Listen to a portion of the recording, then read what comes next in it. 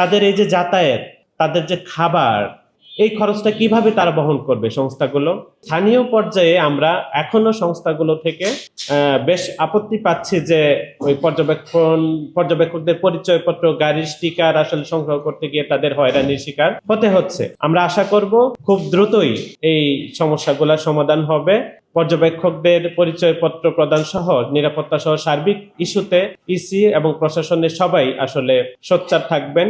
তো এই যে দেশব্যাপী 81টি সংস্থার 55,000 পর্যবেক্ষক মোতায়েন করা হয়েছে, যার মধ্যে আমাদের অ্যালায়েন্সের 36,310 জন। এই যে এতগুলা পর্যবেক্ষক, এরা নির্বাচনের পূর্বের দিন, নির্বাচনের দিন, তারপর দিন তারা পর্যবেক্ষণ করবেন নিজ আসনের বাইরে। তাদের এই যে যাতায়াত, তাদের যে খাবার, এই খরচটা কিভাবে তারা বহন করবে সংস্থাগুলো?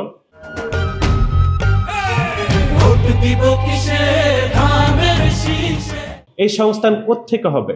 তো এটা আসলে উচিত কিনা, এদের একটা সুনির্দিষ্ট নীতিমালা থাকা উচিত কিনা যে এই পর্যবেক্ষক সংস্থাগুলা 10টা কম্পোনেন্ট যদি ধরা হয়, তার মধ্যে একটা হলো পর্যবেক্ষক। তো এই 1,000 কোটি টাকার বাজেট টোটাল নির্বাচন কেন্দ্রিক, সেখানে এই 55,000 পর্যবেক্ষকের খাবার আর থাকার খরচটা, যাতায়াত খরচটা খুব বেশি হয়ে গেল।